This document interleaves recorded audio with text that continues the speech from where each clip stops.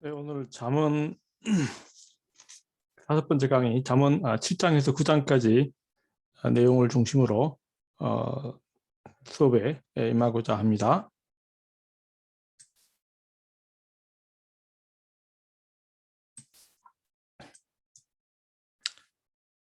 오늘은 7장에서 9장까지입니다.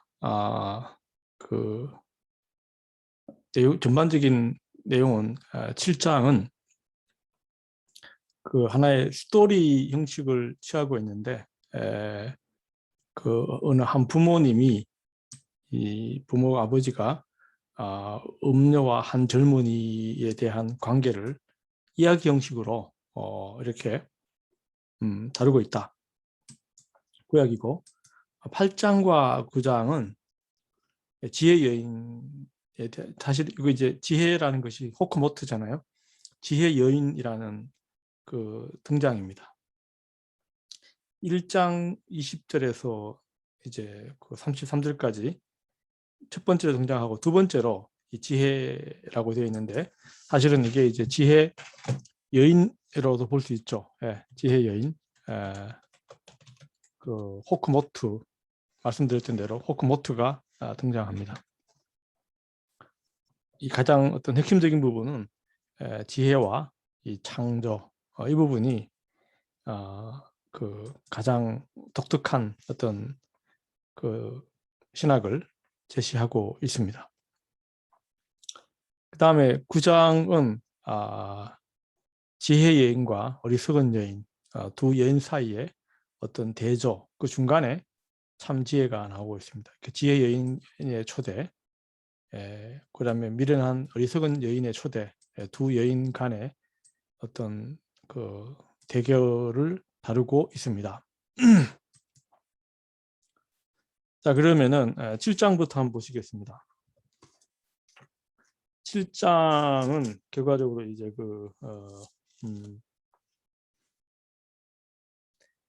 1절에서 그 5절까지는 부모의 어떤 호소 이렇게 되어 있는데 그 계속 우리가 이제 보면은 잠언의 1장에서 9장까지 크게 두 가지의 어떤 유혹이라고 제가 말씀드렸습니다.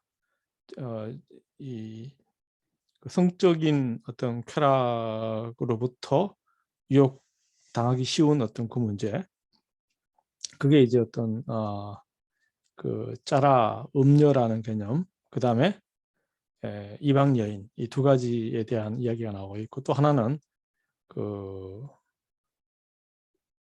어떤 일확천금에 대한 어떤 유혹, 불법적인 일확천금을 노리는 그 유혹, 그 유혹에 빠지면 안 된다, 이런 내용인데 7장 1절에서 5절까지는 사실은 그 내 아들아 내 말을 지키고 내 계명을 간직하라, 내 계명을 지켜 살고 내 율법 내 법을 내 눈동자처럼 지키라, 이것을 내 손가락에 메고 그것을 내 마음판에 새기라. 그 다음에 지혜에게 너는 내 누이라, 명철에게 너는 내 친족이라. 그리하면 이것이 너를 지켜서 음녀에게서 말로 호리는 이방 여인에게 빠지지 않게 하리라. 이렇게 되어 있잖아요. 네. 2차적으로 그 4절, 3절에서 보시면 자녀는 부모가 준 말, 부모의 권위가, 하나님의 권위는 언약과 율법에 있지만 부모의 권위는 지혜에 있습니다. 부모는 부모가 얼마나 지혜로운가. 자녀는 부모가 준 말, 계명, 율법을 눈동자처럼 새기고 마음판에 새겨야 한다. 그러니까 사실은 모든 교육의 핵심은 가정에서 시작되죠. 가정에서 시작이 된다. 그 맥락에서 1장에서 9장에서 이제 큰 흐름이 아버지가 자녀에게 하는 교육, 그 어떤 형식을 취하고 있습니다. 4절에서 보시게 되면 지혜에게 너는 내 누이라, 명철에게서는 너는 내 친족이라. 이 누이와 지혜를 누이라고, 명철을 친족이라고 불러라. 자, 이 말은 결과적으로 누이 친족 근본적으로 가정의 어떤 확대죠. 가정의 범위가 확대되는 개념이죠. 그러니까 지혜의 어떤 뿌리는 바로 가정에서 시작된다. 이 부분을 이야기하고 있습니다. 그러니까 지혜가 가져다 주는 어떤 유익인데, 무료를 여기 보시면은 여기 지금 보시면은 너를 보호하기 위하여 from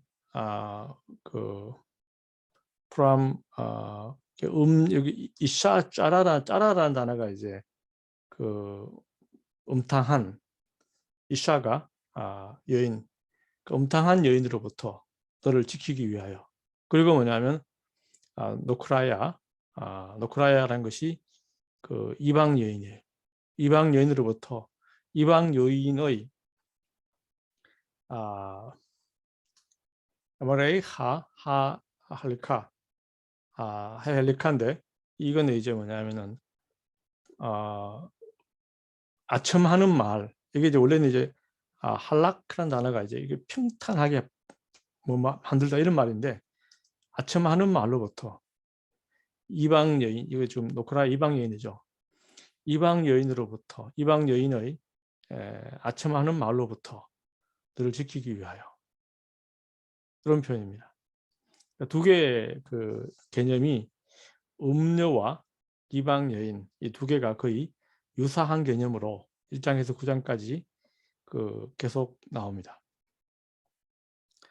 그 다음에 이 핵심적인 부분이 음녀와 한 젊은이 사이의 어떤 이야기인데, 이 음녀에게 유혹당하는 한 젊은이의 예를 들고 있는데, 아버지가 창문을 통해서 바라본 것처럼 이야기해요. 자, 성경에서 보게 되면 이제 창문을 통해서 바라본다. 창문을 통해 바라본다.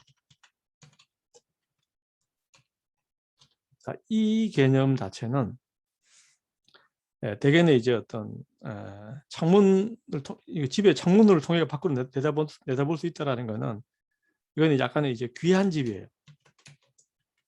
이 귀한 집이죠.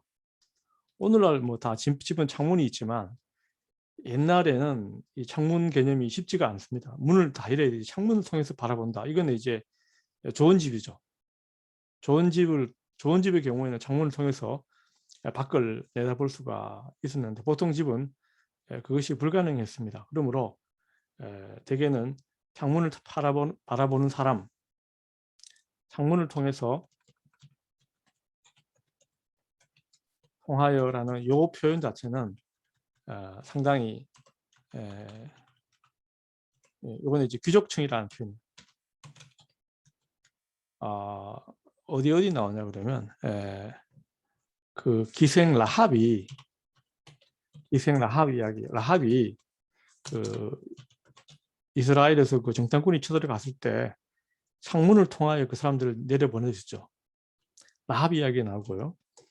이게 아마 그 여수와 2장이죠. 2장이고, 그 다음에 그 시스라의 어머니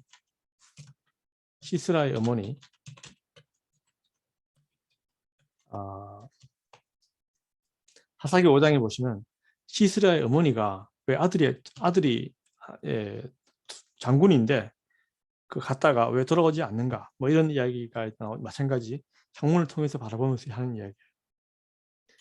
또 하나가 이제 미갈에 대한 이야기예요. 미갈이 창문을 통하여 다윗이 춤추는 것을 보고 이제 그 채통 없이 한다고 비판하죠. 사무엘하 6장인데, 이런 내용들 보면 전부 창문을 통하여라는 개념이 나옵니다. 여기에서도 이제 아버지를 통하여, 아버지가 6절에 보시면 내가 내 집 들창으로 살창으로 내다보다가 어리석은 자 중에 젊은이 가운데 한 지혜 없는 자를 보았노라. 그 다음에 이제 그 쭉 스토리가 나와요. 내용을 보시면 그 여인이 젊은이를 유혹하죠. 유혹하는데 그 내용은 보시면은 뭐 기본적으로 다 알 수 있는 내용인데 가장 해석이 난해한 부분은 14절의 번역과 해석이에요. 자, 요 구절인데 한번 이게 왜 그러냐 그러면 유혹한 14절이 뭐냐면 내가 화목제를 드려 서운한 것을 오늘 갚았노라 이렇게 돼 있어요. 유혹할 때 첫 번째 이걸 내가 히브리어로 보시게 되면요. 주브헤이 샬라밈 샬라밈 알라이 하욤 샬람티 누다라와이 화목 제물 나를 위한 화목 제물 하욤 투데이 내가 샬람티 내가 화목 제물을 드렸다. 이건 이제 내가 나의 서원이죠. 내가 서원한 화목 제물로 나의 서원을 오늘 갚았다. 자, 이걸 첫 번째로 이제 이게 완료 형태잖아요. 퍼펙트 형태가 돼요. 완료형으로 해석하면 내가 화목 제물로 오늘 내가 서원한 것을 갚았다. 자, 이게 이제 완료 형태예요. 자, 이렇게 해석하면 완료형으로 이렇게 해석하면 이 해석의 경우에 화목 제사를 드렸기 때문에 집에 먹을 것이 많다라는 의미가 되겠죠. 집에 먹을 것이 많다. 그러니까 흥청망청한 어떤 음식 파티를 벌이자. 이런 내용인데 이 해석의 문제는 뭐냐면 이 본문에서 음식으로 유혹했다라는 이야기가 없어요.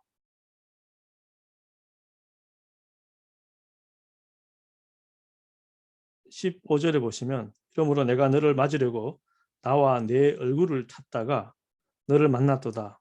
내 침상에는 요와 애굽의 문이 있는 이불을 폈고 몰약과 침향과 계피를 뿌렸노라. 오라 우리가 아침까지 흡족하게 서로 사랑함으로 희락하자. 그러니까 어떤 성관계에 대한 제한만 있지 음식 파티를 제한한다는 그 말이 뒤에 연결이 안 돼요.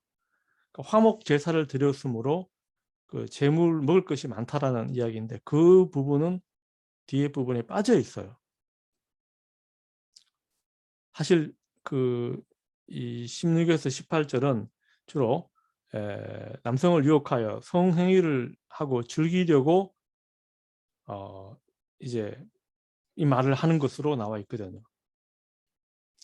그 다음에 이렇게 보면은 히브리어에서 이제 보면은 사실은 히브리어가 우리가 이제 완료형, 미완료형, 완료형은 모든 행동이 끝났다, completion 우리가 보통 번역을 하죠. 그러나 히브리어에서는 이 완료형은 동작이 끝난 것이고 미완료형은 동작이 끝나지 않은 것이다. 이렇게 해석할 수 없는 부분들이 많아요.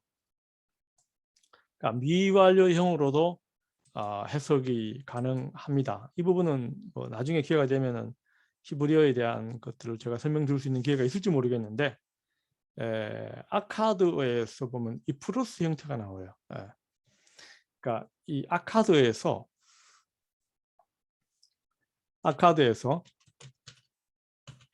이 플러스 형태가 나오는데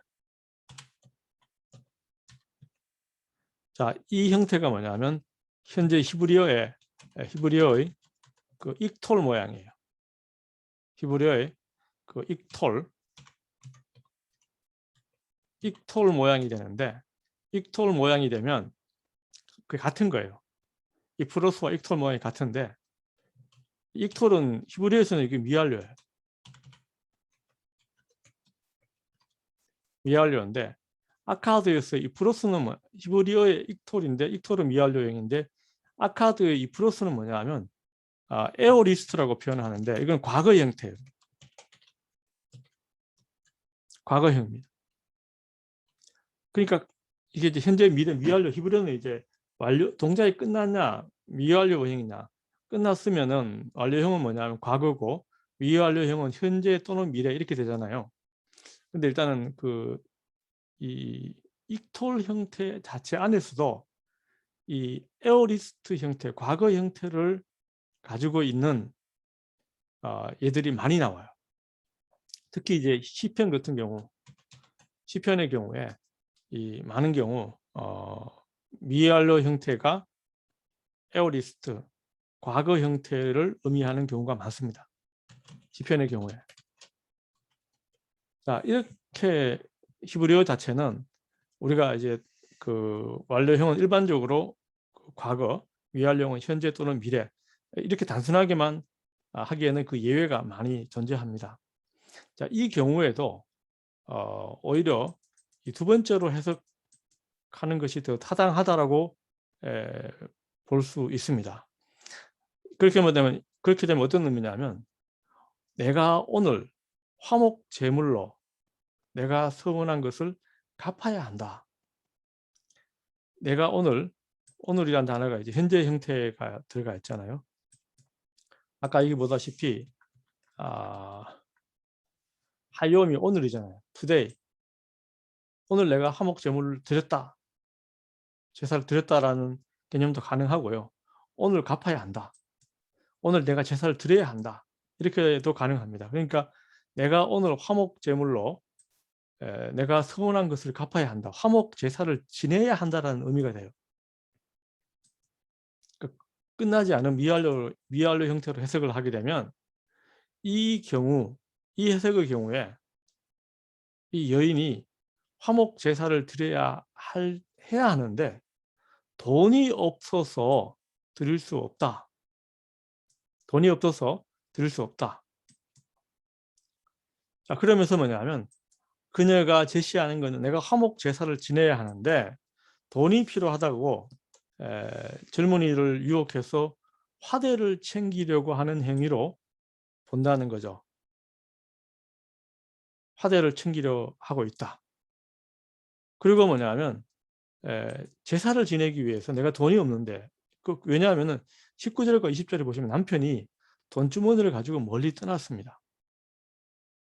돈이 없다는 거죠. 남편이 돈주머니를 가지고, 19절에 남편은 집을 떠나 먼 길로 갔는데 은주머니를 가져갔은 즉 보름날에나 집에 돌아오리라. 이렇게 얘기하고 있잖아요.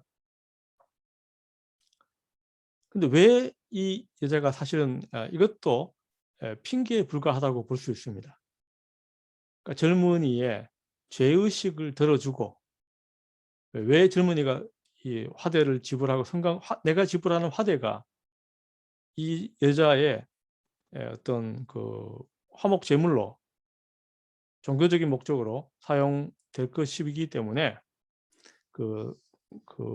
죄의식을 들어주는 거죠.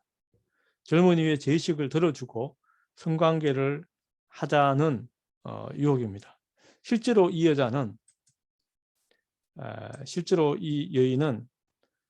어떤 성행위를 통한 어떤 쾌락, 이게 목적인데, 젊은이를 유혹할 때 죄의식을 들어주기 위해서 네가 화대를 조금 내면은 내가 나의 종교적인 어떤 서원을 해결하는데 내가 도움을 줄 수 있다. 이런 하나의 논리로서 기능한다라고 볼 수 있다라는 것이죠. 신명기 17장, 23장 17절에서 18절은 실제로 그러한 일이 일어났다는 것을 반영하고 있어요. 14절에서는 그녀는 종교적 임무를 성실하게 지키려고 하는데 돈이 없다. 그러므로 나한테 화대를 달라. 그리고 내가 성적인 어떤 쾌락을 제공하겠다. 자, 이 이야기가 이제 신명기 23장 17절과 18절의 내용을 보면, 이스라엘 여자 중에 창기가 있지 못할 것이요 이스라엘 남자 중에는 남창이 있지 못할지니 창기가 번 돈과 개 같은 자의 소득은 어떤 소원하는 일로든지, 여기 보시면은 남창이나 여자 중에 창기죠. 그 다음에 남자 중에 남창이 있는데, 목적이 이제 어떤 서원하는 일로든지 내 하나님의 전에 가져오지 말라. 이 둘은 다 내 하나님 여호와께 가증한 것이라. 그러니까 창기가 있지 못하는데 창기가 번 돈과 개 같은 자의 소득은 어떤 서원하는 일로든지 내 하나님 여호와의 전에 가져오지 말라. 이렇게 되어 있잖아요. 이거는 뭐냐면 실제로 어떤 몸을 팔아서 번 돈, 개 같은 자의 소득, 이것을 가지고 서원을 하고 하나님의 전에 가져오는 일이 있었다라는 것을 반영해 주는 거예요. 그래서 이 음녀는 젊은이의 죄의식을 들어준 다음에 이제 성적 쾌락을 누리자라고 이렇게 제안을 하니까 그 젊은이가 따라 나섰어요. 자, 이 장면을 보고 이 아버지가 비유를 하고 있어요. 이 젊은이가 따라 나선 그 길이 어떤 길인지 젊은이가 따라 나섰어요. 자, 이 젊은이가 가야 할 길이 뭔가? 소가 도수장으로 가는 것 같다. 소가 도살장으로 가는 것 같고, 미련한 자가, 첫 번째 비유가 첫 번째고요. 두 번째가 미련한 자가 벌을 받으려고 쇠사슬에 매이러 가는 것과 같다. 그 다음에 화살이 간을 뚫는 거, 화살이 간을 뚫어버리면 어떻게 됩니까? 즉사하는 거죠. 새가 빨려 그물에 들어가되 그의 생명을 잃어버릴 줄 알지 못함과 같다. 하나, 둘, 셋, 네 개의 비유로 이 젊은이가 이 음녀에게 그 유혹을 당해서 가는 그 길 자체가 그 길 자체를 이렇게 비유하고 있습니다. 그래서 보면은 이 24절과 27절에 그 1절과 5절에 이제 수미상관을 이루는데 27절 마지막에 보시면 그의 집은 수월의 길이라 사망의 방으로 내려간다. 그러니까 그 방에 따라가는 그 집 자체, 음녀의 집은 수월의 집이다. 수월은 뭐냐면 죽음이 지배하는 그 지하세계죠. 수월이라는 개념은 수월은 죽음이 지배하는 지하세계입니다. 이 지하세계에 이 지하세계를 지배하는 신은 모트라는 신이에요. 모트가 히브리어로 죽음이라는 거예요. 죽음의 신 모트가 이 지하세계를 수월을 지배해요.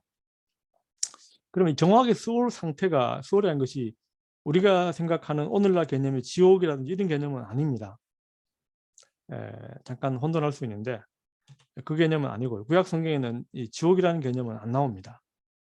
수월이라는 것은 죽음이 지배하는 신인데 이게 이사야서 14장을 보시면 14장을 쭉 보시면은 약간 혼수 상태 비슷해요. 혼수 상태에 가면은 이 세계에 가면 의식은 있는데 활동은 하지 못하는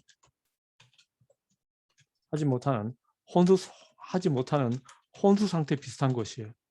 모든 사람은 죽어서 수월로 간다. 이렇게 우리가 이해하시면 돼요.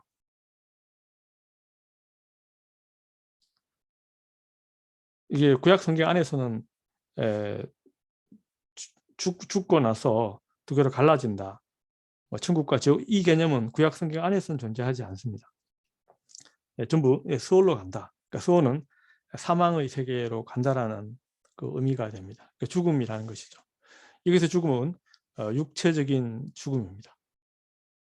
다 이제 육체적인 죽음의 길로 가는 그 길 자체를 이 아버지가 아들에게 이 음녀를 따라가면 그 결과는 바로 죽음의 길로 간다.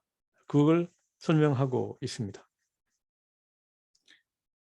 1절에서 5절하고 이 수미상관을 이루고요. 이 간음에 대한 경고 자체는 6장 24절에서 35절에 잘 나와 있습니다. 간음에 대한 5장과 6장 마찬가지죠. 간음에 대한 이야기가 나와 있습니다. 7장의 음녀는 8장의 지혜 여인과 대조를 이루고 있습니다. 지혜와 어리석음, 아내와 음녀, 이 대조가 강하게 나옵니다. 그런 맥락에서 이제 이 지혜 여인의 이제 등장인 8장이 지혜 여인에 대한 이야기인데 1장 20절에서 33절에 한 번 나오고 두 번째로 나와요. 두 번째로 나옵니다. 그래서 이 8장의 이야기는 1절에서 3절을 보시면 지혜가 부르지 아니하느냐, 명철이 소리를 높이지 아니하느냐. 지혜와 명철이 거의 항상 같이 이렇게 짝단어로 같이 나오고 있습니다. 그가 길가의 높은 곳과 내거리에 서고 성문격과 문어기와 여러 출입하는 문에서 불러 이르되. 지혜라는 개념은 우리가 딱 학교로 제한되지 않습니다. 성문이나 길거리에서도 사실 지혜를 우리가 찾을 수 있다. 이건 오늘날도 마찬가지죠. 참된 지혜는 학교를 통해서만 이루어지는 것이 아니고 자연현상에 대한 관찰이나 사람들의 삶에 대한 그 경험을 통하여 우리가 지혜를 얻을 수 있습니다.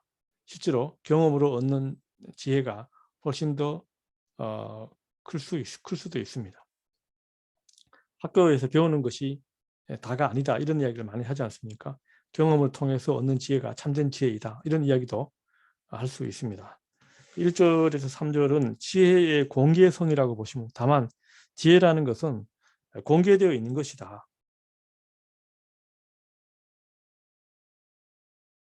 그래서 이 4절에서 이 11절까지 나와 있는 이야기는 지혜의 초대입니다.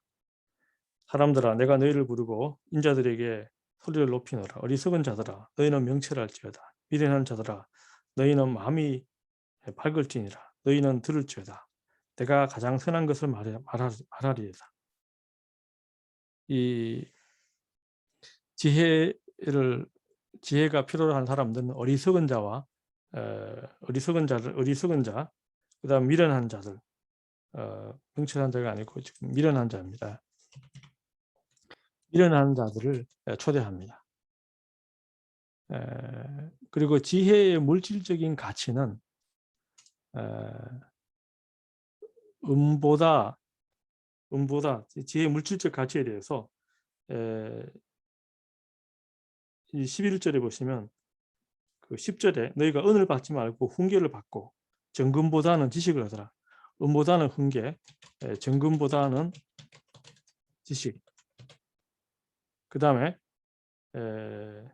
지혜는 진주보다 낮고 비교할 수 없다. 지혜는 진주보다 낮고 비교할 수 없다. 지식을 받아라.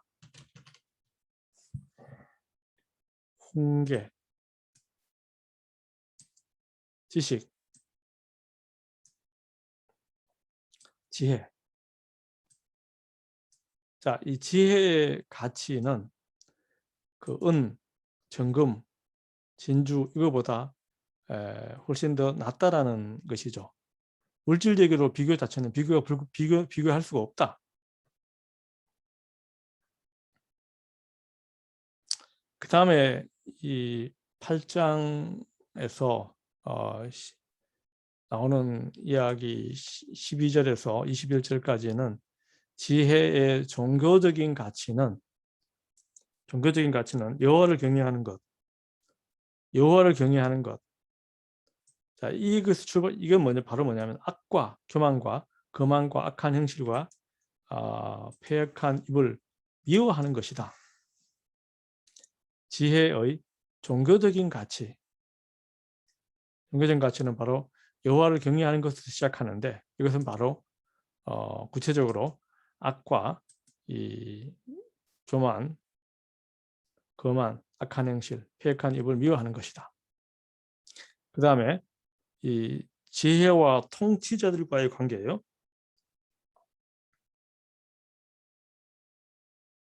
14절과 15절인데 지혜는 뭐냐면 지혜는 계략과 지식과 명철이 있기 때문에 왕들과 방백들, 방백들이란 말은 그 신하들, 그 다음에 이 재산과 존귀한 자들, 방백들과 왕들과 방백들, 제사장과 존귀한 자들, 재판관, 자 이런 사람들이 지혜를 통하여 통치하는 거죠. 지혜가 여기서 말하는 지혜는 뭐냐면 그 14절에 나와 있는데 14절에 보시면 계략, 지식, 명철, 능력 이게 있어야 되는 거죠. 사실 참된 지혜라는 개념은 보다 구체적으로 여기서 지혜라는 단어가 계략, 전략이 필요하죠. 사실은 지식 필요하죠.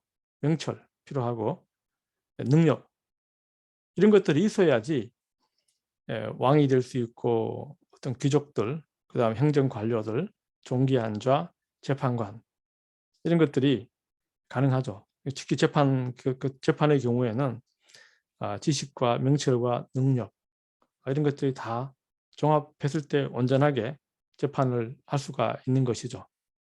그러니까 통치를 할 때, 세상을 통치할 때 지혜가 필요하다. 사실은 이 맥락에서 이제 이게 지혜의 일반적 그 지혜의 목적이죠. 지혜를 얻어야 하는 가장 그 일반적인 목적은 바로 이와 같이 세상을 잘 관리하고 통치하고 다스리기 위한 목적이라는 것이죠. 그 다음에 지혜를 얻는 방법이에요. 나를 사랑하는 자들이 나의 사랑을 입으며 이것도 이제 지혜의 의인화죠.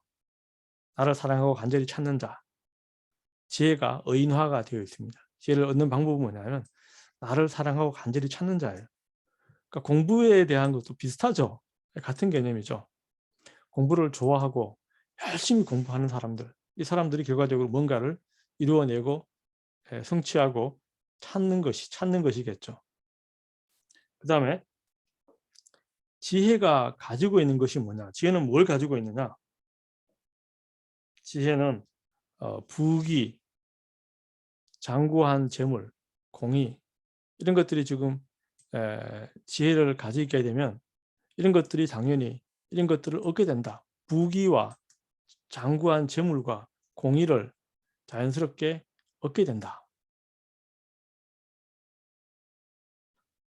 그 다음에 19절에 보시면 이 지혜가 주는 상이에요.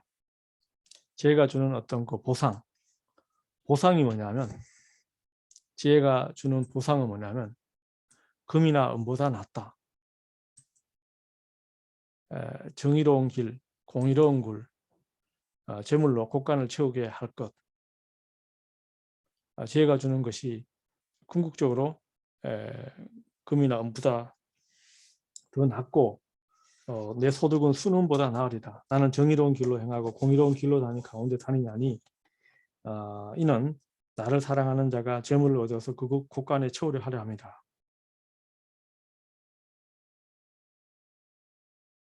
그러니까 이건 이제 이걸 읽을 때 우리가 보면 앞뒤가 잘 안 맞잖아요. 19절과 20절의 관계가 잘 안 맞잖아요. 내 열매는 금이나 정금보다 나으며 내 소득은 수능보다 낫다라고 하는데 그것이 뭐냐? 결과적으로 뒤에 보시면 재물로 곳간을 채우게 한다라고 하잖아요. 그러면은 금이나 은보다 낫다면 근데 결과적으로 재물이라는 것은 금이나 은이잖아요. 앞에 전제가 붙잖아요. 정의로운 길과 공의로운 길. 그러니까 올바른 그 길로 다니면 재물은 채워진다. 뭐 이런 이야기가 되겠죠. 그러니까 무조건 재물을 채워주는 것이 아니라는 것이겠죠. 참된 지혜라는 것은 불법적인 것을 통하여 얻게 되는 재물이 아니고 정의롭고 공의로운 길, 이 길로 다니기 때문에 그 길을 따라가다 보면 재물이 채워진다. 포인트가 재물보다는 정의로운 길, 공의로운 길, 이게 지혜가 가는 길이잖아요.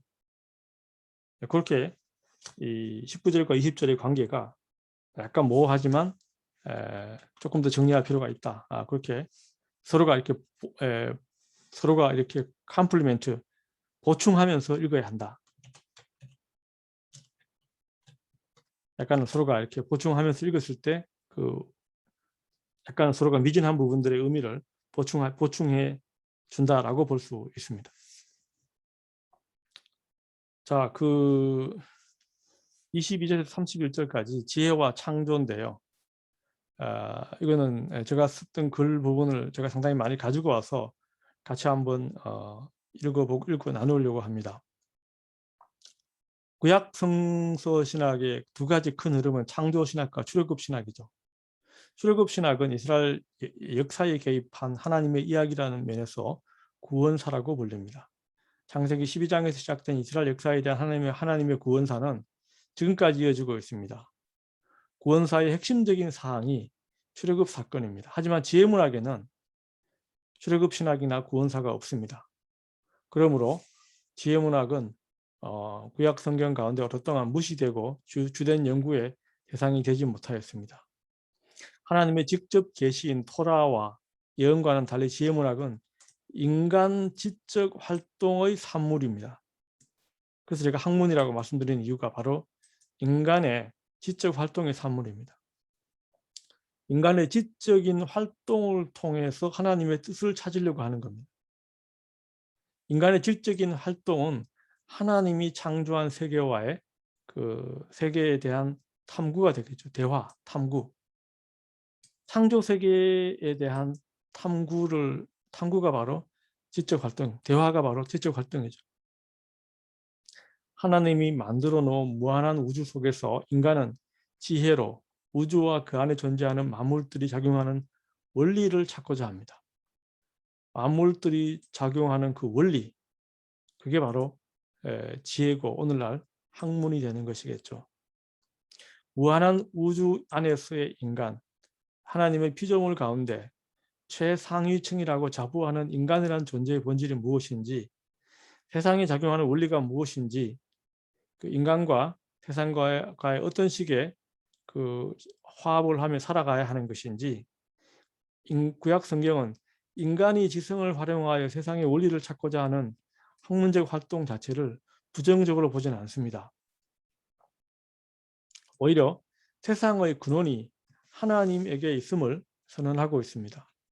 올바른 지혜는 인간을 하나님으로 안내하고 있습니다. 지혜가 많을수록 하나님의 창조 세계의 신비에 감탄할 수밖에 없습니다. 하나님을 알아야 지혜로울 수 있음을 말해줍니다. 지혜와 창조 세계와 하나님과의 관계에 대해서 욥기의 지혜시, 욥기 28장이 지혜시가 되는데, 여기 지혜시에 대한 내용이 지혜는 어디서 오고 명철이 머무는 곳은 어디에 있는가?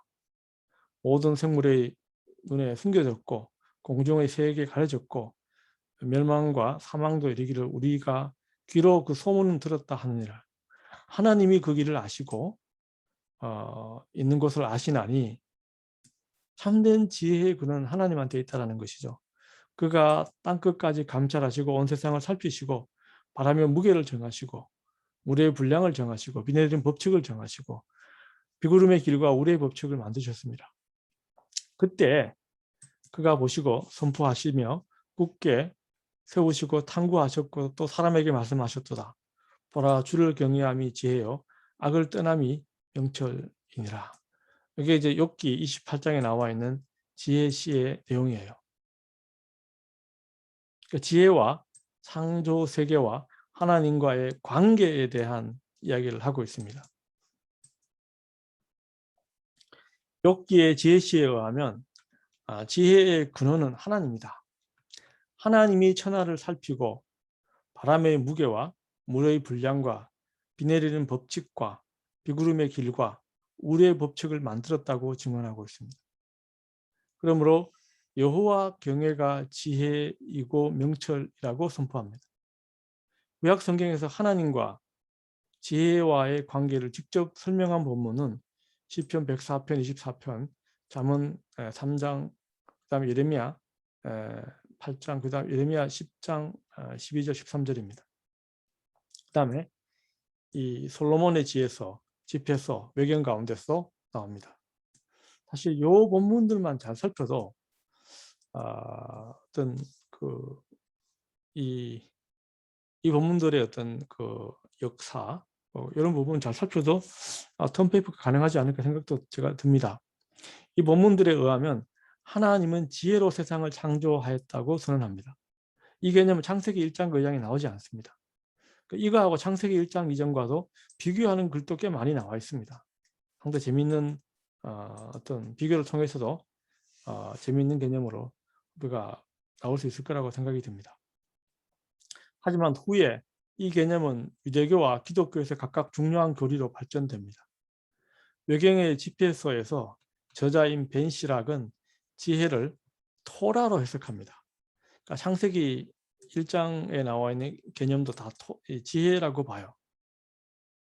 신약 성경에는 이 지혜를 예수 그리스도로 연결합니다. 요한복음 1장에 로고스 기독론이 있죠. 이 로고스가 호크마인데 호크마를 로고스로 번역을 합니다. 우리말로 번역은 말씀이잖아요. 말씀인데 구약 성경에 나와 있는 이 호크마는 또 지혜로 번역을 했어요. 단순하게 지혜가 우리가 호크마하고는 조금 제가 생각엔 거리가 있습니다. 중국어에서는 나중에 우리 진문정한테 제가 물어봐야 되겠지만 중국에서는 이걸 지혜로 번역한 건 아닌 것 같은데 한번 확인해 보겠습니다. 저는 일단은 잠언 3장 19절과 20절, 그 다음에 8장 이 두 개를 중심으로 한번 보려고 합니다. 잠언 3장 19절과 20절의 내용은 하나님이 야훼가 또 호크마 지혜로 땅을 지으셨고, 그 다음에 코네는 이게 이제 쿤이라는 단어가 이스태블리시라는 단어거든요. 하늘을 명철로 하늘을 세웠다, 확실하게 틀을 잡았다, 뭐 이런 의미가 되고요. 그 다음에 그의 지식으로 테오모트, 이 테오모트라는 것이 이제 기품이라는 단어인데, 기품이 이 바카라는 것은 하나의 찢어졌다. 기품이 찢어졌다. 여기서는 지금 깊은 바다를 갈라지겠다고 되어 있는데, 그 다음에 공중에서 샤킨 공중에서 이슬이 내렸다. 그러니까 하나님이 지혜로, 명철로, 그 지식으로, 지혜와 명철과 지식으로 이제 어떤 창조적인 일을 하셨다. 여기에서 이제 지혜는 명철과 지식을 포함하고 있는데, 인간이 가진 어떤 것의 범위를 넘어섭니다. 지혜는 내가 가질 수 있는 어떤 것이 아니고 창조에서 핵심적인 역할을 한 것으로 나옵니다. 이 구절은 창조의 주체가 여호와이고 지혜는 여호와의 뜻에 따라 움직이는 자로 등장합니다. 야훼가 지혜로 가지고 뭘 했다라는 거잖아요. 야훼, 지금 아도나이 호크마, 아도나이가 호크마를 가지고 땅을 만들었다 이렇게 나오잖아요. 창조의 주체가 야훼이고 지혜는 여호와의 뜻에 따라 움직이는 어떤 것으로 등장합니다. 여호와는 지혜로 땅을 놓았고 명철로 하늘을 세웠다. 지식으로 그의 바다를 갈라지게 하였고 공중에서 이슬이 내리게 하였다. 땅과 하늘과 깊음은 땅과 하늘과 기품은 창조된 모든 것을 의미합니다. 지혜와 유사한 개념으로 명철, 지식이 등장하는데 본문에 등장하는 지혜, 지식, 명철과 지식은 천지 만물이 작용하는 법칙 또는 원리를 의미합니다. 하나님은 지혜와 명철과 지식으로 만물을 만드셨다고 합니다. 하지만 어떤 방식으로 만들었는지 지혜의 구체적인 역할과 활동이 무엇인지는 잘 드러나 있지 않습니다. 다만 본문에 의하면 지혜와 지식과 명철과 지식은 하나님과 밀접한 관계 속에 있다. 창세기 1장에서 하나님은 명령으로 말씀으로 만물을 만드셨습니다. 창세기 1장에 의하면 하나님이 말하자마자 말한 대로 창조 세계가 이루어졌다. creation by fiat라는 단어를 쓰는데요. 명령대로 만드셨다. creation by fiat라는 단어가 명령을 말로서 이뤘다 이런 단어가 됩니다. 그러면 창세기 1장의 명령에 내포된 특성은 피조물 속에 투영되어서 작동 가능케 하는 지식과 명철과 지식이라고 해석할 수 있습니다. 예레미야에 의하면 하나님의 여호와의 권능과 지혜와 명철이 평행을 이루고 동의어로 등장합니다. 여호와께서 그의 권능, 그 다음에 그의 지혜로 세계를 세우셨고 그의 명철로 하늘을 펴셨다라고 나와요. 권능과 지혜와 명철이 서로가 평행을 이루고 나온다. 종합하면 지혜와 명철과 지식은 여호와의 권능에 속하고 여호와의 창조적 능력을 가능하게 하는 그 어떤 것이라고 평가할 수 있습니다. 8장에서 보시면 창조와 지혜와의 관계를 명확하게 서술하는 부분은 잠언 8장 22절과 31절이에요. 이 단락은 창세기 1장과는 달리 창조 자체를 다룬 것이 아니라 창세기 1장에 나오지 않은 여호와 지혜와의 관계를 설명하는데 창조 사건이 언급되어서 나옵니다. 이 단락에서 지혜는 1인칭으로 나오죠. 자신의 존재와 역할을 묘사합니다. 지혜가 1인칭으로 나와요. 이 단락은 크게 두 부분으로 나오는데 첫 번째가 이 여호와와 지식의 관계, 지혜의 관계를 서술하는 단락이 있고 두 번째 창조 때 지혜의 역할을 묘사하는 단락, 이렇게 두 개로 문단을 구분할 수 있는데 간략하게 제가 한번 이거 다 일일이 제가 읽을 수는 없고요. 아도나이 카나니 야훼가 카나니 acquired me 나를 얻었다. 이 카인이라는 단어가 여기서 나오죠. 그 카나라는 단어는 어근이고요. 그 다음에 레시트는 창세기 1장 1절에 버레시트하고 비슷하죠. 비기닝이라는 뜻이죠. 그 다음에 다르코는 이제 그 길이죠. 그 다음에 첫 번째 단어가 그 카나안이고 두 번째 단어가 느섹티 내가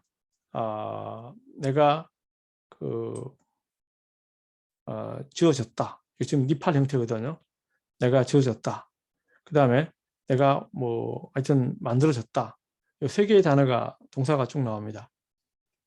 보시면은 22절과 26절에서는 여호와와 지혜와의 관계가 뭐냐? 첫 번째 카나, 얻다, 획득하다, 낳다.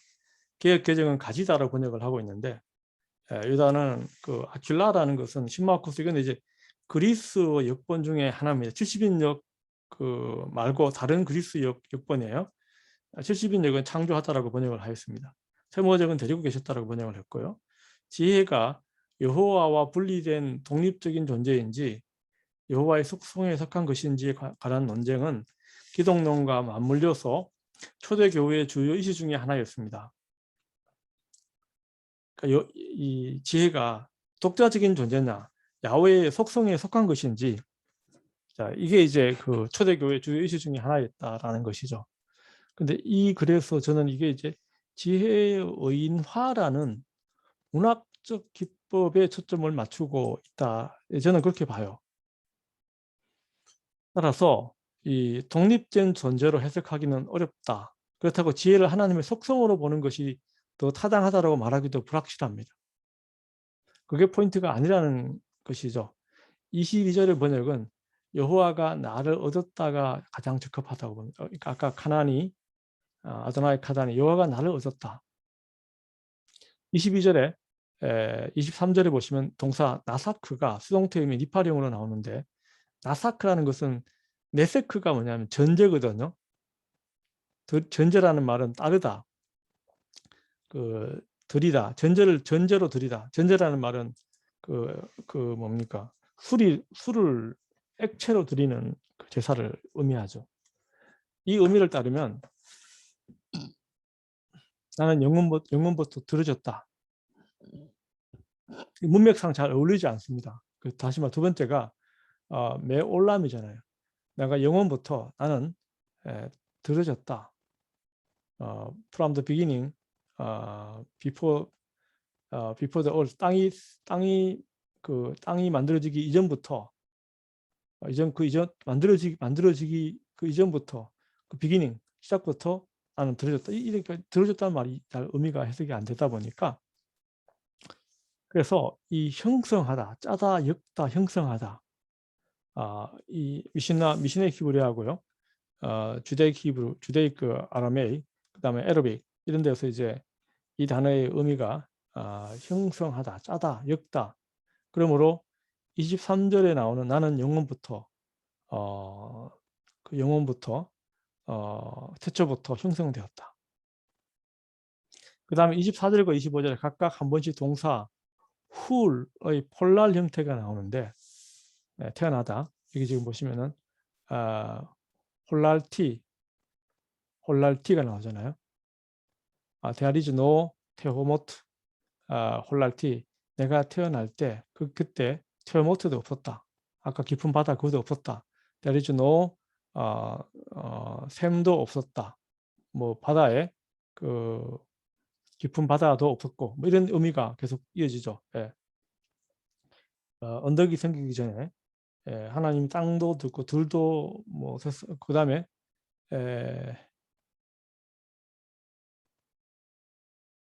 하림이라는 것이 이제 어떤 뭡니까?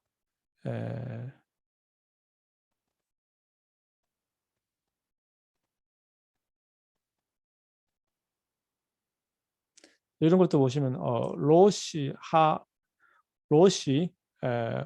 오프로트 테벨, 세상의 어떤 그 먼지의 시작, 이게 사람이죠. 사람이라는 것도 사람이 만들어지기 전에 뭐 이런 의미가 되겠습니다. 예. 세상 진토의 근원도 짓지 하지 않을 때 뭐 이런 표현들이 나오고요. 자, 이런 그 표현들이 나오는데,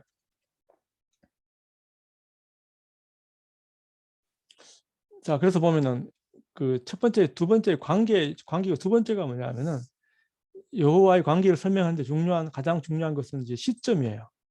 언제부터 지혜가 활동했느냐, 시점에 대한 이야기인데, 지혜는 언제부터 존재하였는가에 대한 문제입니다. 창조를 기점으로 했을 때 그 이전부터 존재하였다. 창조라는 것이 비기닝 창세기 1장에 그 시점이 있잖아요. 그 이전부터 존재했다라고 나옵니다. 22절에 나온 히브리어 레시트는 창세기 1장 1절 첫 단어인 히브리어 브레시트를 연상시킵니다. 창세기의 첫 단어는 창조의 때를 우주의 시작을 하고 있습니다. 22절의 태초는 여호와가 그의 일을 시작하기 이전의 태초를 가리킵니다. 지혜는 여호와에 의하여 태어나고 형성되고 얻어진 존재이지만 그 시점은 창조의 때보다 앞선 태초를 가리킵니다. 23절에서 그 시점은 히브리어 메올람, 영원부터를 의미합니다. 또한 히브리어 메로시 메카메드 아레츠, 땅 이전의 최초부터, 이런 의미입니다. 땅 이전의 최초부터를 의미합니다. 24절과 26절에서는 지혜가 여호와의 창조 행위 이전의 최초부터 존재하였다라고 설명합니다. 인간이 상상할 수 있는 가장 오래된 시점입니다. 창조 때의 시점과 비교하여 구체적으로 설명하고 있습니다. 바다로 번역된 히브리어 테오모트는 그 히브리어 창세기 1장 2절에 큰 큰 기품이라고 나와 있습니다. 큰 샘, 산, 언덕, 땅, 들, 세상의 진토의 근원, 인간이 창조되기 이전부터 지혜가 있었다라고 말합니다. 지혜는 자신이 존재한 시점은 창조 이전의 태초의 때라고 설명합니다. 우리가 상상할 수 있는 태초의 때부터입니다. 그러므로 지혜는 태초부터 하나님과 함께 있었다라는 설명입니다. 하나님과 분리된 독립적인 존재로 지혜가 존재하다가 창조의 때에 사용되었다는 개념은 불가능합니다. 하나님에게 언제 처음 태어나는가를 질문할 수 없는 것처럼 지혜가 언제부터 존재하였는가도 질문할 수 없습니다. 그러므로 지혜는 하나님과 분리 가능한 존재라기보다는 속성으로 내재된 것일까? 의문이 꼬리에 꼬리를 물고 이어질 뿐입니다. 하나님과 지혜와의 본질적인 관계는 인간의 지혜로는 다 이해할 수 없는 신비로운 비밀스러운 신비의 영역에 속한다. 그 다음에 창조 때 지혜의 역할인데 여호와의 창조 행위에 있어서 지혜의 역할이 묘사가 됩니다. 여호와의 창조 행위는 하늘, 궁창, 구름, 하늘, 바다의 샘, 바다의 한계, 땅의 기초. 여호와가 만물을 창조할 때 지혜의 역할은 크게 세 가지로 정리할 수 있습니다. 지혜는 여호와의 창조 현장에 있었다. 첫째, 여호와는 창조의 현장에 있었다. 30절에는 구체적으로 그 옆에 있었다. 둘째, 지혜는 창조자로, 둘째 창조자는 창조자로 아몬, 여호와의 옆에 있었다. 제가 창조자를 번역을 했는데 조금 이건 나중에 설명을 드리겠습니다. 지혜의 역할은 창조자이다. 창조자로 번역된 히브리어는 아몬이에요. 이 의미가 복잡해요. 장인, 크래프트맨으로 번역은 70인역과 지혜서에 근거한 것입니다. 그 외에도 아몬을 수동분사형으로 해석해서 젖먹이, 어린아이로 번역하기도 합니다. 어린아이로, 젖먹이로 여호와의 옆에 있었다. 그러니까 그러면 지혜는 뭐냐면 야훼가 양부처럼 야훼가 양부 뭡니까? 그 지혜를 입양해서 어린아이처럼 키우는 자로 번역하기도 합니다. 이 번역은 아킬라역은 70인역 말고 다른 그리스어 번역인데 70인역 하여튼 다른 그리스어 번역인데 완전하지는 않습니다. 또는 상담자로 번역하기도 합니다. 카운슬러로 번역하기도 합니다. 고대 수메르 전통에서 대홍수 이전에 반신반인의 7 지혜자가 있었습니다. 그들을 압칼루라고 불렀어요. 압칼루. 그들이 음악과 금속 재련, 포도 농사 등을 기술을 인간 지혜자인 운만누에게 전달하였습니다. 우리 성경에 보시게 되면 음악의 기원이 유발이죠. 야발인가요? 갑자기 지금 야발이 아마 목축업의 기원이고 음악이 유발일 거예요, 그죠? 네. 그 다음에 두발가인이 금속 공예의 전문가잖아요. 이런 것처럼 그게 이제 이 그러니까 압칼루가 운만누에게 전달해 주는 거예요. 홍수 이전에 인간 지혜자인 운만누는 보통 사람들에게 기술을 전달해요. 고대 근동의 아카드에서 운만누는 지혜자, 장인, 모사 등을 의미합니다. 히브리어의 호크마와 유사합니다. 히브리어의 아몬과 아카드의 운만누 사이에는 소리와 아몬하고요. 아카드의 운만누 사이에는 소리와 의미에 있어서 유사성이 존재합니다. 아까 여기 운만누하고 아몬이잖아요. 그 자음이 비슷하죠. 따라서 아몬은 장인을 의미한다고 보는 것이 더 타당하다는 것이죠. 창조 때의 지혜는 여호와의 뜻을 실현하는 장인으로서 나온다는 것이죠. 31절에서 히브리어는 매우 모호합니다. 저는 인간이 거처할 땅에서 즐거워하고 나의 기쁨은 인간의 자녀들과 함께한다라고 번역합니다. 영어의 킹제임스 번역과 기타 번역들이 이 번역을 지지하고 있습니다. 여기 보시면 인자들을 기뻐했다고 번역되어 있는데 그 번역보다는 나의 기쁨은 인간의 자녀들과 함께한다. 이것은 나의 기쁨은 인간의 자녀들과 함께한다라는 표현 자체는 지혜와 인간과의 관계를 설명합니다. 지혜는 인간과 함께할 때 가장 아름답다라는 의미가 됩니다. 그러므로 인간은 지혜, 곧 창조 세계에 숨어 있는 보편적 질서를 찾아야 한다는 의미이기도 합니다. 이게 이제 그 이브리어 아까 위에 보시면 이게 지금 아시슈아이라고 나와 있잖아요. 31절에 그 in the world of earth거든요. world of earth 이거는 이제 뭐냐 샤크라는 거 여기서 샤크가 두 번 나와요. 샤크가 이제 enjoy 뭐 rejoice 이런 뜻이에요. 그 다음에 이것도 이제 delight라는 뜻이에요. 내가 기뻐하고 있습니다. 매일매일.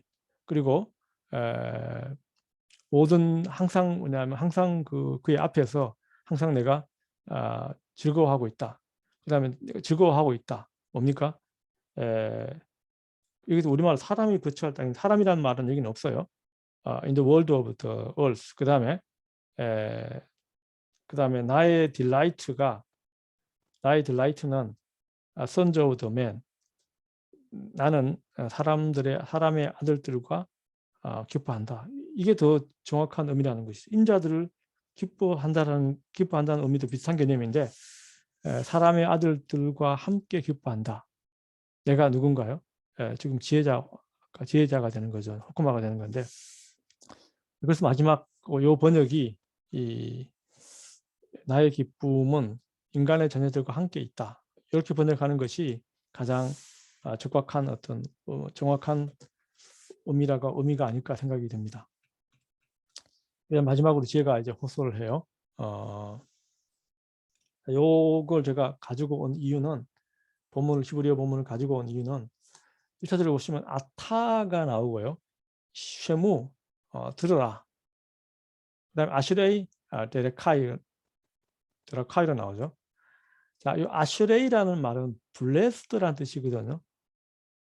행복한 자다. 이게 이제 우리가 3장 13절과 18절에서 이미 아슈레이 두 번 나왔어요. 여기 수미상관을 형성한다라고 제가 설명을 드렸습니다. 34절에 보시면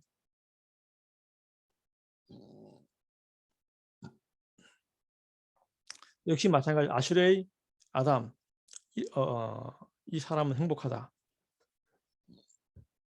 시편 1편에 보시면 아슈레이 하이시로 나오잖아요. 아슈레이 하이시로 나오는데 여기는 그냥 일반적인 아담으로 나와요. 아슈레이 아담 쉐모. 여기 아슈레이 여기는 아슈레이 데레콰이로 나와 있는데 여기 시무가 나와 있고 아슈레이가 나오고 쉐마가 나와 있고요. 그 다음에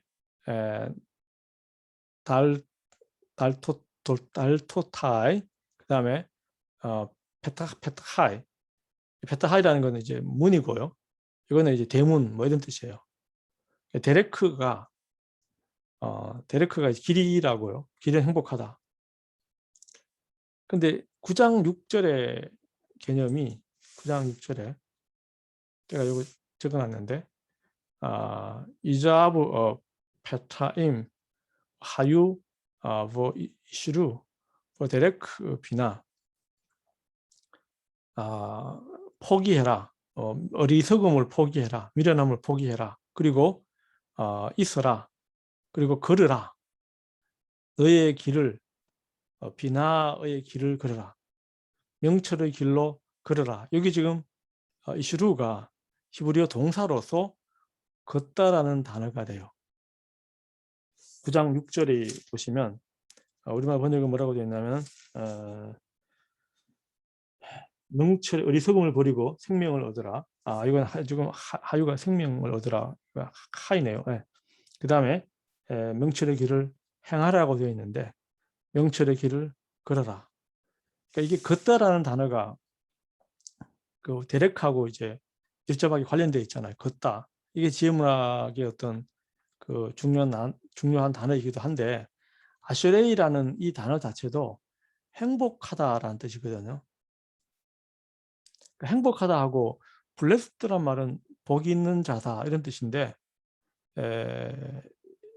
복 있다라는 개념 자체는 복은 누가 주는 거예요. 내가 내 스스로 복을 가질 수는 없는 거잖아요. 복은 누가 갖다 주는 건데 해피 행복하다는 건 내가 느끼면 되는 거거든요. 내가 느끼는 것이 행복이고 내가 스스로 복을 어떻게 할 수는 없어요. 그런 의미에서는 이런 사람들이 행복하다. 32절 보시면 나의 자 아들들아 나를 들으라.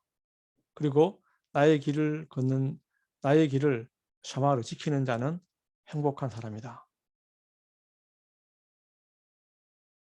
그 다음에 들으라 무사르 훈련과 하카무 지혜롭게 행하라. 그리고 무시하지 말라. 행복한 사람인 사람이 행복하다.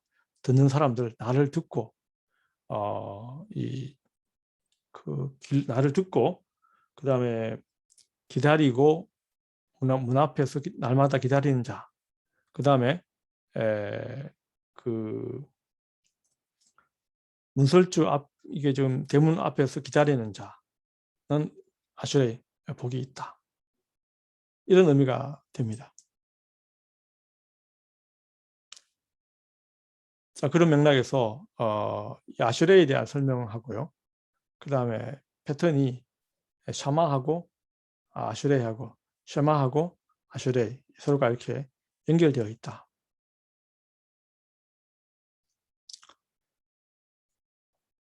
자, 그 다음에 9장으로 넘어갑니다.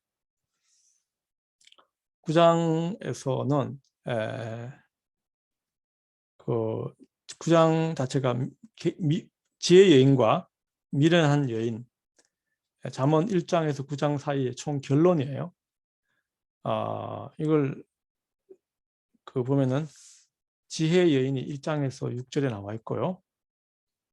미련한 여인이 13절과 18절인데 7절에서 12절이 그 가운데가 딱 들어가 있어요. 지혜 여인과 미련한 여인 그 사이에 제가 참 지혜 7절과 12절이 들어가 있습니다. 그리고 보시면 초대 양식을 보시면 성읍 높은 곳에서 초대를 해요. 서로가 다 불러요. 초대 양식은 성읍 높은 곳에서 불러요. 3절에 보시면 14절에 성읍 높은 곳에서 나오고 초대 대상은 어리석은 자 두 사람을 다 어리석은 자들을 불러요. 그리고 이제 제시하는 음식은 그 식물 음식하고 포도주로 그다음 여기서 이제 음식은 도적질한 물과 몰래 먹는 떡이에요. 각각의 운명은 생명과 명철을 얻고 깨닫지 못하고 음부에 머무른다. 이렇게 극명하게 그 대위 관계를 이루고 있습니다.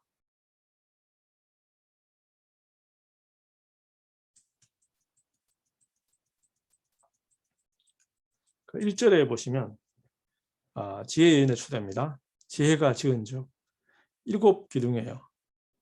전통적인 이스라엘 사회의 집은 4개의 기둥을 가진 집이었는데 부자들은 더 큰 집을 지을 수 있겠죠. 7개의 기둥을 가진 집은 크고 화려한 집입니다. 기둥의 숫자는 그 집 주인의 재산과 사회적 지위에 대한 표시입니다. 여기 숫자 7은 당시의 이스라엘 및 고대 근동 사회에서 완전함을 의미한다. 잘 알려진 이야기죠. 그러므로 7이라는 기둥을 가진 집이란 완전한 집을 의미합니다. 이게 이제 그 잠언에서 보면은 잠언에서는 그 집을 짓는 건축 이미지 자체가 3장 19절과 20절은 하나님의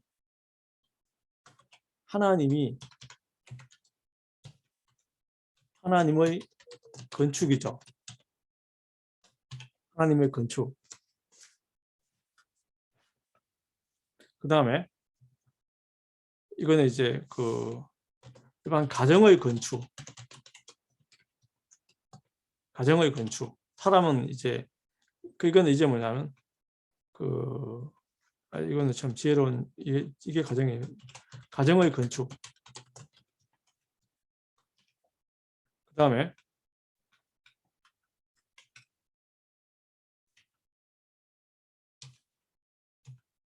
인간의 건축이죠. 인간을 세운다. 인간을 바로 세운다. 건축의 이미지가 다양하게 사실은 구성이 되죠. 오늘날 우리 사회도 마찬가지죠. 사람을 세운다. 사람을 건축한다. 사람을 짓는다. 이것도 말이 좀 이상하지만 지혜가 사람을 짓고 지혜로운 여인이 자기 집을 세운다. 이런 개념은 오늘날 그 집안에서 가장 중요한 사람은 남편이나 아내 두 사람 똑같죠. 여기서 이제 지혜로운 여인이 집을 세우고 우리나라의 어떤 가부장적 전통에 의하면 집안에 여자가 잘못 들어가면 큰일이다 이런 얘기 마찬가지 하잖아요. 여자 입장에서 보면 그건 말이 안 되죠. 남자가 제대로 돼야지 뭐 이런 또 얘기 할 수 있잖아요. 그건 말이 안 되는 거죠. 다만 여기에서는 지혜로운 여인이 집을 세운다는 이 개념은 잠언 자체가 이제 뭐냐면 젊은 남성을 대상으로 하는 책이기 때문에 그래요. 그러므로 뭐냐면 여인들을 이제 여인들에 대한 이야기를 하게 되는 거죠. 그러니까 여인들을 얻는 것이 지혜를 얻는 것과 마찬가지다. 지혜로운 여인을 얻는 것과 지혜를 얻는 것은 같은 과정이다. 뭐 이런 맥락으로 이해할 수 있습니다. 반면에 이제 에스더서라든지 룻기는 여성이 주인공이에요. 그러므로 이제 어떤 책의 어떤 그 성격에 따라 가지고 이 어떤 젠더 문제나 이런 부분들이 차이가 난다. 이렇게 이해해야지. 이거는 지나치게 어떤 남성 중심의 어떤 표현들이다. 이렇게 무조건 비판만 할 수 있는 건 아니라는 뜻이에요. 그러니까 여호와가 땅에 털을 놓고 하늘을 이 땅에 털을 놓고 땅에 기초공사를 잘하고 하늘을 세운다, 뭐 기둥을 세운다, 뭐 이런 식으로 이렇게 하고요. 또 집은 지혜로 말미암아 건축되고 명철로 말미암아 견고하게 되고 방들은 지식으로 말미암아 자기 인간 건축인데 이거 인간 건축은 집을 세우는 거와 유사하다. 이제 이런 맥락에서 이제 잠언 자체도 우리가 10가지 관점에서 이 세운다는 개념으로 집을 짓는 거 개념으로 풀이할 수 있다. 하나님은 지혜로 세상을 창조하셨고 사람은 지혜로 집을 짓습니다. 출애굽기 36장 1절에 부살렐과 오홀리압이 나오는데 마음이 지혜롭고 야훼가 지혜와 총명을 부은 자로 나와요. 지혜로운 자예요. 마음이 지혜로워야 돼요. 지식이 많아야 돼요. 그리고 총명해야 한다는 것이죠. 그 다음에 이 3절과 14절에 나와 있는 성전 높은 곳은 사실 그 신전을 의미합니다. 3절에 묘사된 성 가운데 높은 곳은 신전을 의미하고 지혜는 하나님의 말씀임을 의미합니다. 반면에 14절에서 자기 집 문이 높은 성읍으로 되어 있습니다. 이는 그녀 자신이 신이라는 의미가 돼요. 따라서 이것은 두 신의 경쟁으로 볼 수 있습니다. 누가 경배의 대상인가? 지혜인가 어리석음인가? 야훼인가 바알인가? 이 둘 사이의 선택을 강요하고 있다. 9장 6절에 제가 설명을 드렸어요. 아까 여기 그 이슈루 때문에 설명을 드렸습니다. 이 참 지혜라는 것은 이게 이제 사실 이 본문은 이 본문은 어떤 히브리어 사본 일부 히브리어 사본에서 빠져서 생략이 되어 있습니다.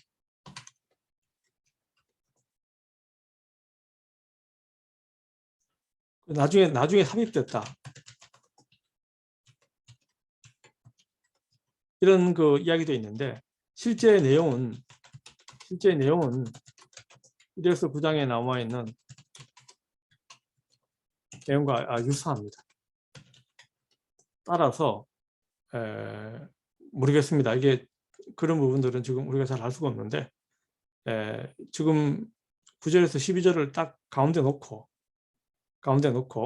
양쪽으로 이렇게 대비를 시켜서 두 여인 사이에서 이 단락은 참 지혜가 무엇인지를 알려주는 그런 역할을 하고 있습니다. 그 내용 자체가 앞에서 나와 있던 그 의인화 작업하고 유사합니다. 또 10절 같은 경우에는 9장 10절에요. 여호와를 경외하는 것이 지혜의 근본이요 거룩과 신자를 아는 것이 명철이다. 이렇게 나와 있잖아요. 이거와 유사하기 때문에 9장 그 10절 자체는 그 1장에서 9장 전체와 수미 상관을 이룬다라고 볼 수 있습니다. 그 다음에 이제 그 마지막에 보시면 이제 어리석은 여인의 초대잖아요. 창녀처럼 자기 집 문에 앉아 성읍 높은 곳에 있는 자리에 앉아서 큰 소리로 유혹합니다. 도적질한 물. 이거는 이제 5장 15절과 18절에 비추어서 해석하게 되면 물은 성관계 또는 다른 사람의 아내를 가리키죠. 도적질한 물이라는 것은 남의 아내를 가로채는 어떤 그 간음이죠. 이거는 이제 간음에 대한 암시를 이야기합니다. 다시 말하면 간음을 암시한다고 볼 수 있습니다.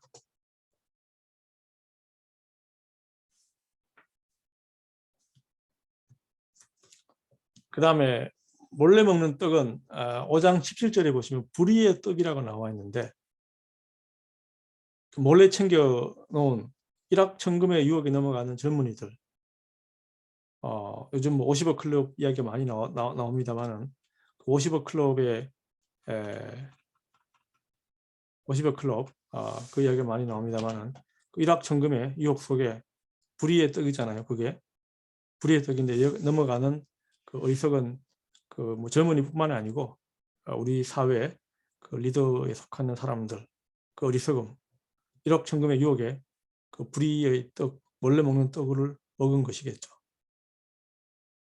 하여튼 그 쾌락적인 성과 불법적인 물질 소유에 대한 그 유혹은 이 젊은이들이 가장 쉽게 빠져들어가고 거기에 합류하지 못하면서 절망할 수밖에 없는 것이 오늘날의 우리 사회 현실이기도 합니다. 자, 여기까지 이제 그 오늘 7, 8, 9장이죠. 9장인데 잠언 1장에서 9장까지의 어떤 그 이슈들은 사실 이게 잠언 1장에서 9장이 일반적으로 가장 그 늦게 만들어진 것이다. 잠언 어떤 저작 연대는 그 다른 잠언들보다 후대다. 오히려 앞에 뒤에 나오는 것보다 훨씬 후대다. 왜냐하면 너무나 이게 신학적으로 어떤 신학적 오리엔테이션이 신학적 그 성향이 많이 포함되기 때문에 신학적 경향 성향이 많이 포함되기 때문에 이거 오히려 후대의 작품으로 뭐 사실일 수 있다라는 생각은 들어요. 다만 이게 그러므로 뭐냐면 1장과 9장의 어떤 이 9장과 다른 그 아까 10장에서 31장과의 관계 이런 글줄도 우리나라 교수님들 중에서도 이미 그걸 제가 보내드린 그 논문 속에 포함이 되어 있습니다. 그러니까 이렇게 여러 가지로 서로가 이렇게 연결시켜 보는 이런 관계가 사실은 잠언을 통해서 잠언 연구에 굉장히 중요한 어떤 연구 방법 중에 하나이기도 합니다. 이 그 1장에서 9장까지의 특징이 뭐냐면 이 잠언의 일반적인 그 지혜 문학은 행복과 성공이죠. 도덕적 가치, 종교적 신앙 이런 것들이 이제 같이 포함되어 있잖아요. 이런 것들이 쉽게 구별되는 것이 아니라는 것이죠. 지혜는 이 모든 것을 포함하고 있습니다. 도덕과 종교는 지혜 추구의 본질적 특성이기도 합니다. 왜냐하면 이런 것들은 그 성공으로 이어지기 때문에. 따라서 오늘날 우리가 직면하는 신앙적인 것과 세속적인 것의 구별은 쉽게 가능하지 않다.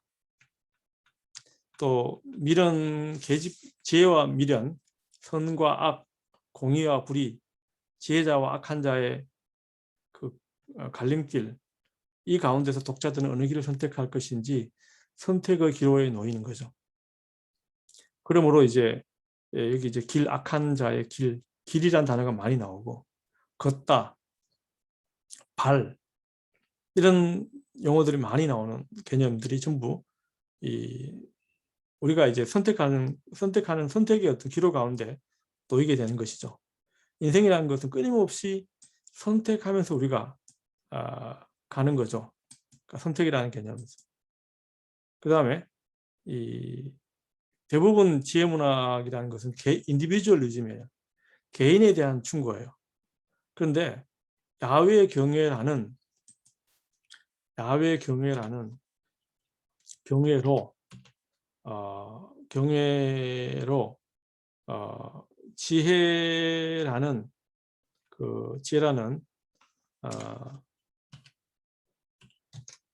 지혜를 야훼 경외로 지혜를 해석하고 있습니다. 해석한다. 따라서 핵심적인 것이 이스라엘의 핵심적인 신학인 하나님, 출애굽, 이스라엘 민족, 이 토라의 경우에도 이 단어는 나오지만 여기서 나온 토라는 인스트럭션, 교훈 이 개념이지 오경을 가리키는 개념은 아닙니다. 오경을 가리키는 그런 개념은 아닙니다. 율법을 가리키는 그 개념은 아닙니다. 그냥 법이라는 개념, 일반 명사로 나오는 것이지 구체적으로 모세, 오경, 율법 이런 개념들은 아니라는 것이죠. 자, 그 다음에 제가 아마 김성진 교수님 글을 소개를 했는데요. 지혜, 예인과 음녀의 어떤 문학적, 신학적 기능이에요. 그러니까 문학적, 신학적 기능이라는 이 개념은 제가 상당히 좋아하는 개념인데, 그래 성격이 저하고 많이 비슷하다면 좀 비슷한 부분들이 많이 있습니다. 일종의 얘기해 보시면은 그 여성 모티프의 역할, 이런 개념, 모티프라는 단어도 제가 굉장히 많이 사용하는 단어인데, 문학적 개념에서 놓고 보면 모티프라는 개념도 제가 많이 사용하는 개념인데, 이 부분의 글이 제가 쓰는 방법론과 굉장히 유사합니다. 그래서 한번 내용을 쭉 한번 보시면은 크리틱 리뷰 페이퍼를 쓰는 방식은 비슷해요. 이거 읽고 지난번에 제가 설명드렸으니까요. 그냥 이 글을 한번 보면서 쭉 설명을 조금 드리면은 잠언에서 놓고 봤을 때 여성 모티프, 그러니까 잠언에 나오는 모티프의 어떤 그 본문을 잠언의 예인들이라고 설명하고 있는데요. 여기서는 첫 번째로 긍정과 부정적인 개념, 긍정적인 여성과 부정적인 여인으로 많이 나오는데, 두 가지를 일단 구분해서 이렇게 지금 설명하고 있고, 잠언에 나온 여성 모티프인데, 이게 신화적 기원의 여인 모티프라는 개념, 호크 모트에 대한 이야기인데, 이게 이제 어떤 페니키아 지역이나 가나안 지역의 여신이었을 것이다. 여신이었을 것이다라는 그런 종교사적인 면에서의 시도가 있었는데, 이거는 뭐 여기서 김성진 교수님도 대부분 이제 별로 동의하지 않습니다. 소개하고 있습니다. 소개하고 있는데, 그 다음에 사회 문화적 개념에서의 어떤 여인 모티프 얘기를 하고 있고요. 이것도 아까 이샤 짜라하고 노크라야 그 개념에 대한 개념을 소개하고 있습니다. 여성 모티프의 문학적, 신학적 기능인데, 이걸 두 개를 왜 합한지 문학적하고 신학적 구분했으면 좋겠다는 생각은 드는데, 하여튼간에 그 여인 모티프 자체는 문학적 기능, 잠언의 지혜, 잠언의 여인 모티프, 이걸 두 개를 좀 문학적으로 뭐고 신학적으로 뭔지에 대한 것을 조금 구분했으면 한다는 생각을 제가 일단 드는데요. 한번 내용을 보시면은 여성 모티프에 대한 문학적 신학적 접근,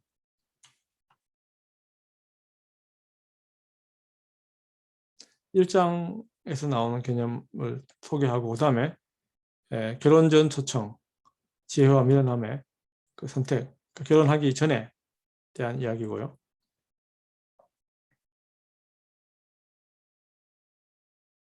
그 다음에 지혜로운 여인과 미련한 여인 선택, 9장, 아까 여기 제가 9장 마지막에 설명을 드린 부분이고요.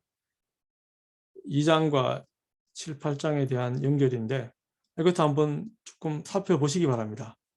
2장과 또 7장, 그러니까 2장 자체 안에 이 B'가 7장이고 E'가 8장이다, 이런 이야기인데 한번 검토해 보시기를 바랍니다. 이게 얼마나 가능한 논지인지 한번 면밀하게 검토해 보시고요. 그 다음에 이제 그 결혼 후의 아들의 선택, 이렇게 구분해서 이제 재밌게 지금 크게 세 가지로 구분했는데, 결혼 전, 그 다음에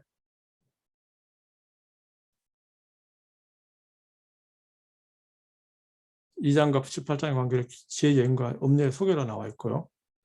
그 다음에 결혼 후 아들의 선택,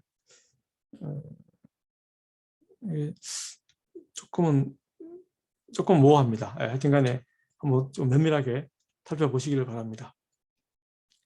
이 관점에서 이제 그 한번 보시고요. 여기 이미 그 우리나라 학자들이 잠언에 나타난 음녀의 정체성 연구, 음녀와 노크라야, 자라와 노크라야에 대한 이해학 교수님의 글도 있고요.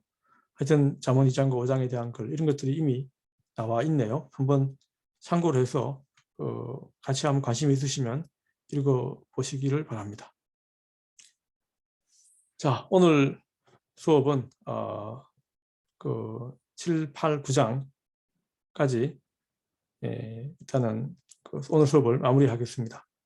자, 수고하셨습니다.